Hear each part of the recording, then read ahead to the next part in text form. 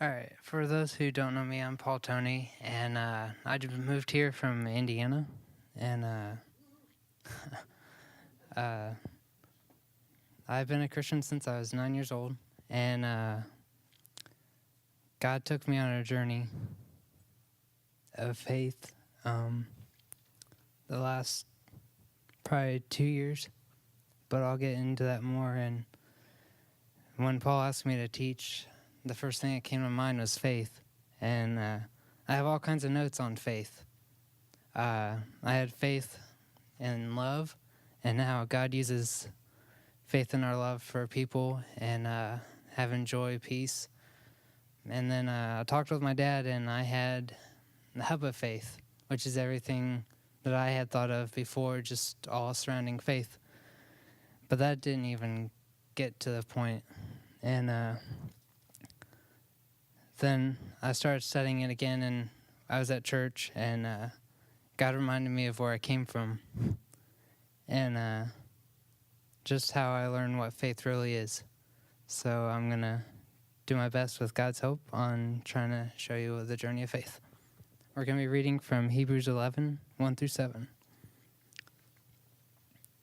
Now faith is being sure of what we hope for and certain of what we do not see. This is what the ancients were commended for. By faith we understand that the universe was formed at God's command, so that what is seen was not made out of what was visible. By faith Abel offered God a better sacrifice than Cain did. By faith he was commended as a righteous man, when God spoke well of his offering. And by faith he still speaks even though he is dead. By faith Enoch was taken from this life, so that he did not experience death. He could not be found, because God had taken him away. For before he was taken, he was commended as one who pleased God. And without faith it is impossible to please God, because anyone who comes to him must believe that he exists, and that he rewards those who earnestly seek him. By faith Noah, when warned about things not yet seen, in holy fear built an ark to save his family. By his faith he condemned the world and became higher of the righteousness that comes by faith. So I was thinking what faith is to the world. And I had actually talked to people in Indiana when I had been studying faith there too. And what I came close to, the best answer they had was a belief in the value, truth, or trustworthiness of someone or something. And a lot of people have the idea of examples as sports teams and how they're going to come back from being down to winning. One that I can remember is when the Colts played Tampa Bay. Sorry for you fans out there, but the Colts were down by 35 and they came back and won. I gave up on them. I gave up on the Colts. I didn't think they could pull it off, so I went to bed. And I woke up to find out they won. There's another time, you guys probably don't know who they are, but the Indiana Pacers, it's a basketball team that we actually have. Reggie Miller was probably one of the best players they ever had, and they were playing the New York Knicks in the playoffs. And they were down, I think it was 12 points, and I kind of had faith that if they had Reggie Miller have the ball, that they could probably win the game. And sure enough, they put Reggie Miller in, and they had like 23 seconds left. He hit, I think, 8 3-pointers in a row within 15 seconds, and they ended up winning the game, which was pretty cool. But with that, I want to go back to Hebrews 1, verse 1. Which says, now faith is being sure of what we hope for and certain of what we do not see. I was thinking about that. I was just like, okay. I mean, it doesn't really explain it. It does, but it doesn't. For me, I want to go deeper with that. But then the more I read over and over the 1 through 7, I really realized that it shows God's track record when it comes to coming through for us when we're going through problems. In verse 6 it says, without faith it's impossible to please God, which I never thought of that. I just figured saying we had faith was good enough. I was never taught that your faith was to help grow in your relationship with him, which I didn't even think of our walk with God as a relationship at the time. I thought it was just something we said we were a Christian, and that was it. We don't really go around telling our friends that. I remember a time in 6th grade, they asked me if I was Christian, and not really being grounded in my faith, I said no because I knew they would make fun of me. But after that point, it's just like, if I do that now, am I going to always continue doing that?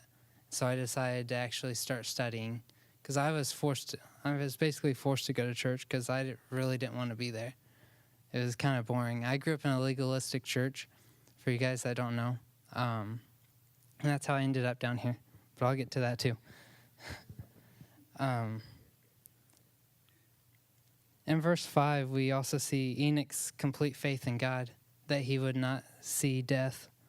And the fact that he was commended as one who pleased God, that made me want to change the way that I am. I want to be commended for having complete faith in God in everything, in every storm or trial that we're going through. It may not be easy, but having our focus on him is definitely going to help us out. And then I want to get to Noah's faith in God. This story, we always grew up hearing that he built the ark because God told him that it was going to rain. But the more I studied it, he had to have faith in something he couldn't even see. I mean, they had never seen rain before. And I was thinking to myself, would I have done the same thing, build it right away when God told me to? And I came up with the answer, no. I probably would have been like, yeah, I'll get to that later. I don't even know what rain is, but I'll get to it when I feel like I can. And I'll buy the supplies and do it on the weekends when I'm not busy or something. But his faith, I don't know, it's amazing that his faith in God on something that's so big as an ark, he would actually go out there and do it to save his family and have complete faith in him. Even though he was mocked by others, I don't know, I'm still stuck on that faith. And even now, even when I try to prepare to teach, it just amazes me how deep it really goes with him. He had a really close relationship with God, and that he trusted him with everything that he was going to do. And then Abraham is another one. I think it's first.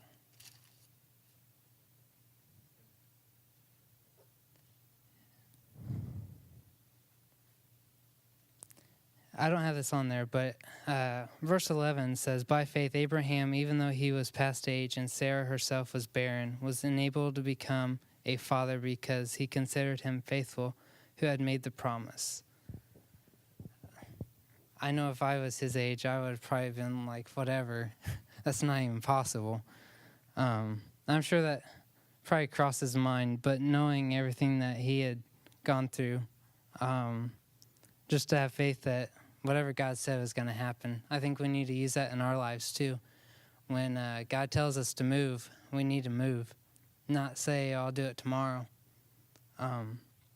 Because God is doing some amazing things in people's lives when they finally just take that step, leap of faith, and follow him. And it's a journey where we have to remember where we came from. And with that, we grow closer to him as a relationship and not just as a Christian and just saying that we follow God. Also, in verse 17, he's tested by God when he is told to offer Isaac as a sacrifice. I don't know how many of you could do that. I probably would have tried to find another way. I'm pretty sure he did too. Was just trying to find another way to make another sacrifice other than his son. And I was looking at that last night and tonight too, and it reminds me of God and him giving his only son. I know he rules the earth, but even then, I can imagine that he probably didn't even want to